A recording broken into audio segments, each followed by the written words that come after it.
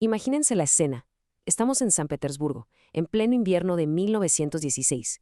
Hay un sótano, helado, a prueba de sonido, y en medio de una escena de terror puro, un hombre que tendría que estar ya muerto se pone de pie, cubierto en sangre. Este hombre es Rasputín, y su muerte, que parece imposible, va a decidir el futuro de todo un imperio. Y esto nos lleva a la pregunta central de toda esta historia. ¿Cómo se puede matar a un hombre que simple y sencillamente se niega a morir? Porque para los hombres más poderosos de Rusia, esa noche la pregunta no era para nada política, ¿eh? Era pánico, pánico puro. Bueno, vamos a meternos de lleno en esta historia, porque la noche del asesinato es algo que de verdad desafía toda lógica. Los que lo planearon, los conspiradores, estaban segurísimos de que su plan era perfecto, infalible. Lo que no sabían, claro, es que su víctima, pues, no era un hombre cualquiera. A ver, primero intentaron con veneno. Y no poquito, ¿eh? Le dieron unos pasteles y vino con una cantidad de cianuro de potasio que, para que se hagan una idea, hubiera bastado para matar a todo un regimiento de soldados. Y Rasputín, tan tranquilo, se los comió, se bebió el vino, y ellos, pues, a esperar. Esperaron, ¿y saben qué pasó? Absolutamente nada. Cero. Imaginen la frustración. El príncipe Yusupov, que era el que organizó todo, ya no aguantó más, sacó una pistola y ¡pum!, le disparó. Una bala directa al pecho, muy cerca del corazón. Él mismo fue y le chocó el pulso. Y nada, no había pulso.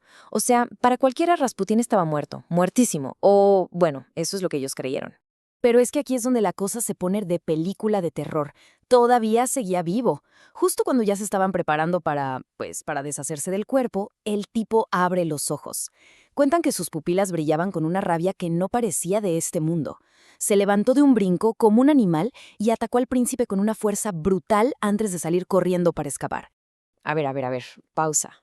¿Quién era este hombre? ¿Y por qué los hombres más poderosos de toda Rusia lo querían muerto a como diera lugar? O sea, ¿cómo es posible que un simple campesino de Siberia llegara a tener tanto poder que la élite del imperio tuvo que armar todo este circo para intentar detenerlo?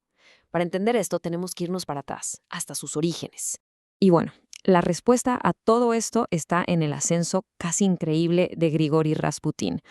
Un místico que de alguna manera encontró una grieta, una debilidad mortal justo en el corazón del que era el imperio más grande del mundo. Su historia es de no creerse, de verdad. Nació por allá de 1869 en un pueblito perdido en Siberia llamado Pokrovskoye. Luego, a los 18 años, dice que tuvo una visión divina en un monasterio. Y para 1905, ¡pum!, ya estaba entrando por las puertas del Palacio de Invierno en San Petersburgo. O sea, pasó de un pueblo lleno de lodo y olvidado por todos a tocar las puertas del poder absoluto. Un ascenso que parece sacado de una novela. Es que hay que imaginarse el contraste. Es brutal. Por un lado, era un hijo de granjeros que ni leer sabía. Tenía fama de borracho y ladrón. Olía, literal, a sudor y a tierra. Y por otro lado, se convirtió en el confidente de la mismísima emperatriz, en el sanador del heredero, en el hombre más poderoso de toda Rusia. O sea, era todo lo contrario a la elegancia del imperio. Un tipo rudo, sin educación, y aún así llegó a la cima. La pregunta es, ¿cómo diablos lo logró? Pues la clave de todo estaba en un secreto de estado devastador que guardaba la familia Romanov. Ellos gobernaban sobre millones y millones de personas, pero en privado vivían atrapados por algo que los hacía increíblemente vulnerables, un secreto que ponía en jaque el futuro de toda la dinastía. Y ese secreto era una enfermedad, la hemofilia. El heredero al trono, el pequeño zarevich Alejo, la padecía. Para entender la gravedad, la hemofilia es un trastorno rarísimo en el que la sangre no coagula bien. Esto significa que un rasguño, una caída tonta, cualquier cosa, podía provocar una hemorragia interna que no se podía parar. En esa época era básicamente una sentencia de muerte. Imagínense la angustia, la desesperación constante de sus padres, el zar y la zarina. Y bueno, el punto de quiebre fue en 1907. El niño tuvo una crisis de sangrado tan grave que los mejores médicos de Europa, literal, se dieron por vencidos. Le dijeron a la zarina Alejandra que ya no había nada que hacer, que fuera preparando el traje fúnebre para su hijo. Imagínense ese momento. Desesperada, a punto de colapsar, hizo lo último que le quedaba. Mandó llamar a ese místico siberiano del que tanto le habían hablado. Pero regresemos a la noche del asesinato. Porque aquí es donde la leyenda del hombre que no moría se estrella de frente contra la ciencia. Después de toda esa locura, el cuerpo de Rasputín finalmente fue encontrado en el río helado. Y la autopsia estaba a punto de revelar la verdad. Y créanme, La verdad es mucho más sorprendente que cualquier mito de inmortalidad. Pensemos un momento en esto. El tipo sobrevivió a una dosis mortal de veneno. Sobrevivió a balazos. ¿Qué fue lo que finalmente pudo matarlo? La respuesta que dio la autopsia cambia por completo cómo vemos toda esta historia. Agua. Así de simple. La autopsia encontró agua en sus pulmones.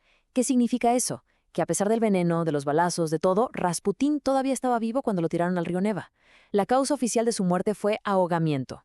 El hombre que parecía inmortal no fue vencido ni por las balas ni por el veneno. Lo venció el agua helada. Ok, esto resuelve cómo murió. Pero nos deja con la pregunta más grande de todas, ¿no? Si no tenía poderes sobrenaturales, entonces ¿cuál era su magia? O sea, ¿cómo es que él sí podía detener las hemorragias del zarevich cuando los mejores doctores de la época no podían?